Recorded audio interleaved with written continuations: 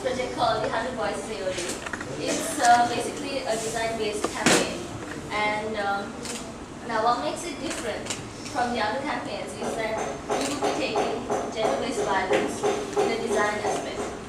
So there are campaigns already existing, like the 100 Voices UNFP, but like I said, this will make it different with the design aspect, which will make it the very first design-based campaign of gender-based violence in Sri Lanka. So by taking part in this, it's going to be an amazing opportunity for all of you all to strike out. And as interesting as it sounds right now, it will be more interesting when the social change entrepreneur and we graduate from Iowa State University, USA, with a triple major in business, economics, international studies, and environmental studies.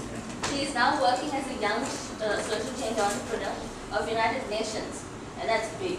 Population Fund Sri Lanka. She's introduced this internationally recognized youth campaign, the 100 Voices Leading for Change, Onara Silva Arapan. She will take us through this.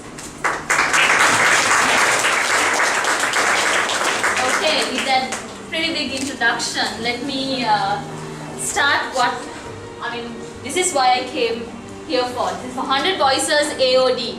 So 100 Voices is a local national campaign which we have designed for UNFPA with the hope that it would go international. And of course it has already been recognized internationally, but 100 Voices AOD is something new. So let's see how we can start this. This baby was actually 1 week old. The baby's mother, who was 16, didn't want to see the child at all because this child was a product of the girl's own father. So the girl's own father raped the daughter, and then this baby was born. This baby, while I was there, the mother did not even want to come close to the baby. The mother had never seen the baby, and this baby was given for adoption. So the mother would never, ever in her life see this baby. That is story number 1. Number 2. I actually went to a shelter which has many teenage mothers, many teenage pregnancies, unwanted babies. This picture was actually taken. Why this wool band was here was because the mother herself, who was 13, was playing with her own wool band, her hairband, and the little clips when we went there. So she herself is a child. She herself is a baby. How many of you all have sisters or brothers who are less than 13, less than 14? There's 1, 2, 3, 4, 5, 6 there. I mean, these are kids who are your siblings' age, who have been, burdened with another baby. And these are not babies that they wanted. These were all rape cases. They were either raped by their own father, some of them by their neighbors, and some of them by their so-called boyfriends. And these things are real. This was a very interesting picture. If you notice, the hanger, which carries the little baby's bib, draws apart all the uniforms to the side. And it's also very interesting to know that every mother who undergoes pregnancy, if they were just raped, they would go back to school. They would still stay in the shelter but go to school. But every teenage mother who are now pregnant or who will be having a baby in their own hands would stop school education completely. And mind you, this is at the age of 13, 14, 15, which is a very crucial age for education. So this shows how, students have to give up on education. You guys are privileged to be in such a prestigious college, But these kids, they're deprived of education because of a situation which we can potentially change.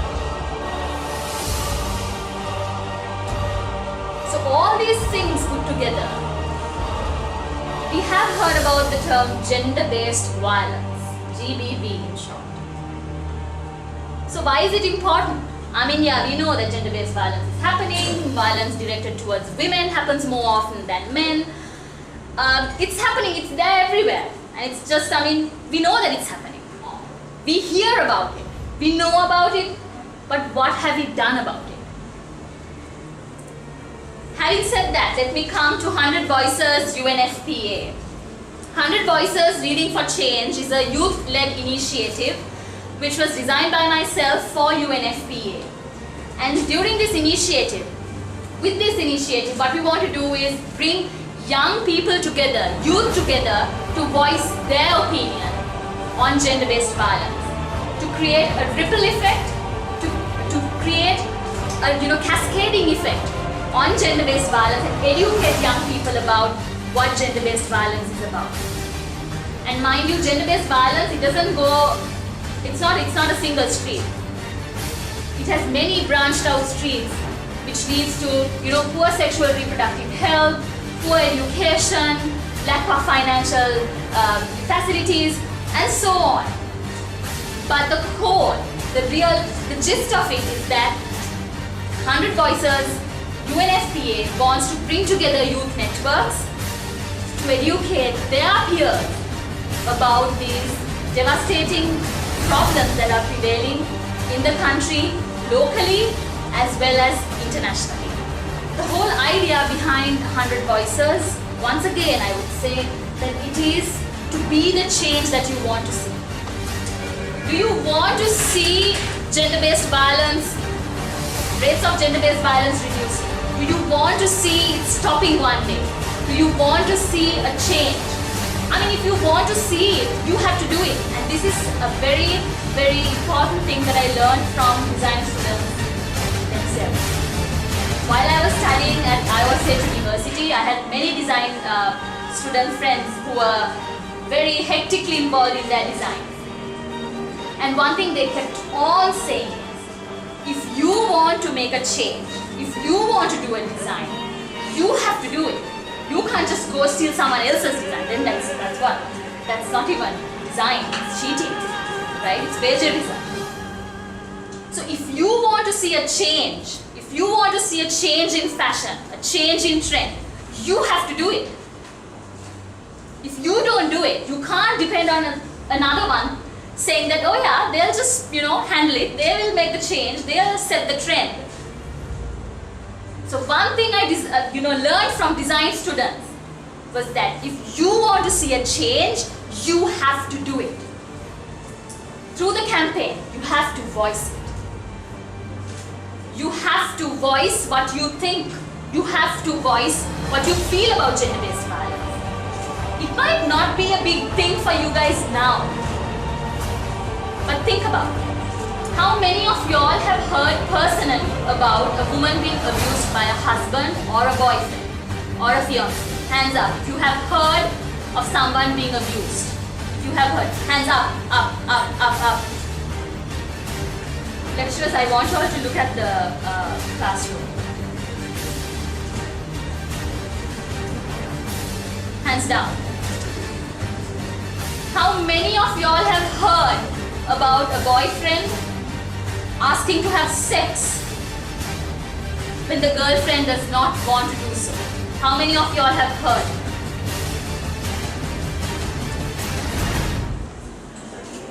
These are not small numbers.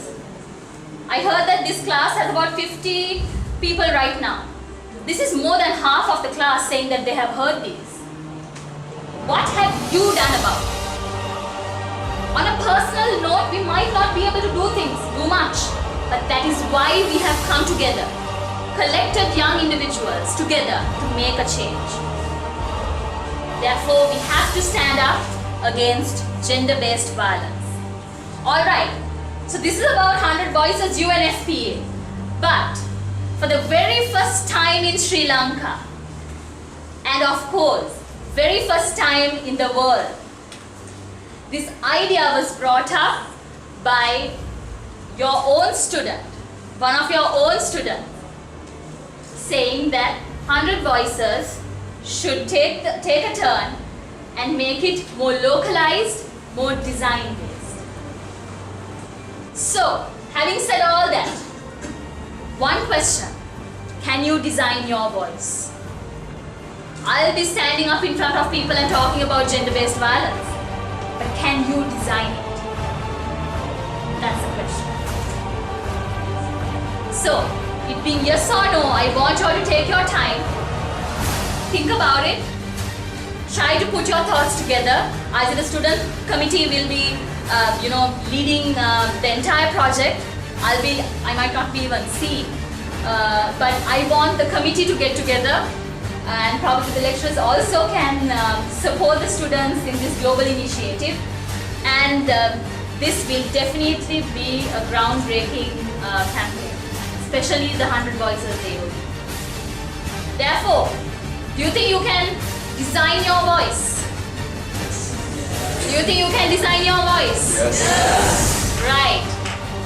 I'll stop from there. Thank you very much. Really appreciate your time. I know you all have submissions coming up, so good luck with all your work, and thank you very much, Students Committee. Thank you.